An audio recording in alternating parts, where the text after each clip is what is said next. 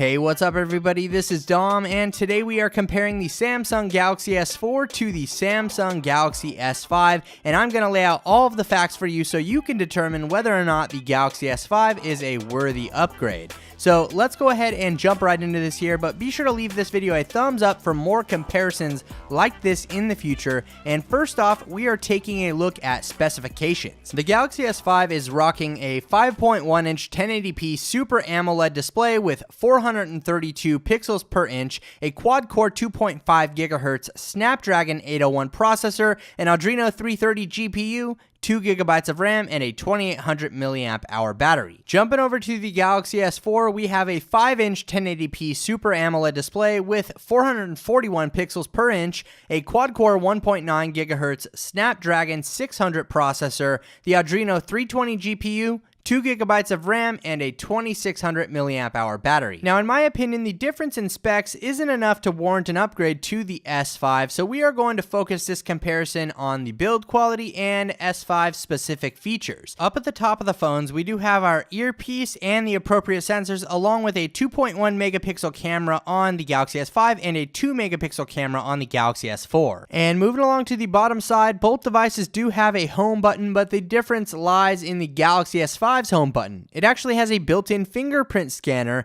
but in my testing, it's not super accurate. It takes a few swipes to get it to work, and you do have to hold it pretty much straight up and down in order to get it to read your fingerprint. Now, in the settings, you can only store up to 3 fingerprints. Now, that may be a downside for some, but to me, I found that to be an adequate number. It's not as much as Touch ID on the iPhone 5S, but hey, we're not comparing the iPhone 5S to the Galaxy S5 in this video. So hopefully that is enough for you, but in my testing, the whole fingerprint scanner experience on the Galaxy S5 was just a bit awkward, and it never worked exactly as I expected it to. The other benefit here is that you do have the ability to make payments using PayPal with the fingerprint scanner, but that's just a minor feature in my opinion. Another new feature found on the Galaxy S5 is its heart rate sensor located right below the camera next to the LED flash. Now, you can place your finger on the sensor at any time using the S Health app to read your heart rate, but as I proved in a previous video, it's not all that unique aside from having its own dedicated hardware. In the video linked down below, I compare the Galaxy S5's sensor to the Galaxy S4 and iPhone 5S using Runtastic's heart rate monitor app, which utilizes the camera and LED flash on any smartphone to check your heart rate,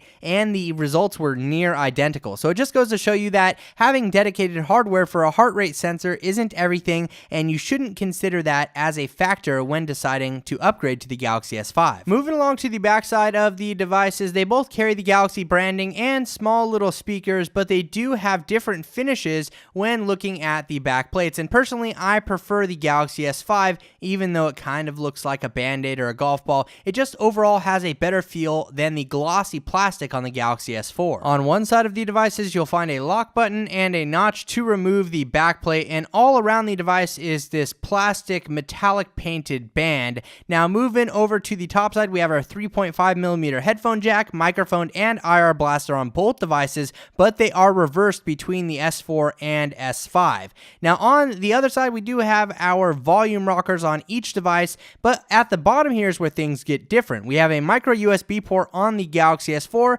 while we have a USB 3.0 port on the Galaxy S5, and it's covered up by this little hatch right here thanks to the IP67 dust and water resistance rating with the Galaxy S5. And if we remove the back cover here, you'll notice that we have a rubber seal around all of the important internal components that will keep out dust and water, and yes, you can even put your phone in a cup of water, though I wouldn't recommend it. I just did this as a test, and luckily everything was functioning perfect after the test. Now, underneath the back cover of each device, you will find a micro